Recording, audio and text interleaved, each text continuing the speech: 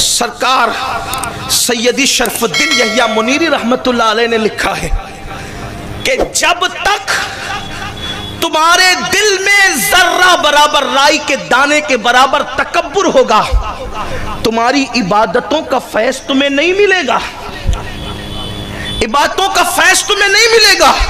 تو کہا تکبر کی علامت کیا ہے؟ تکبر کی علامت کیا ہے؟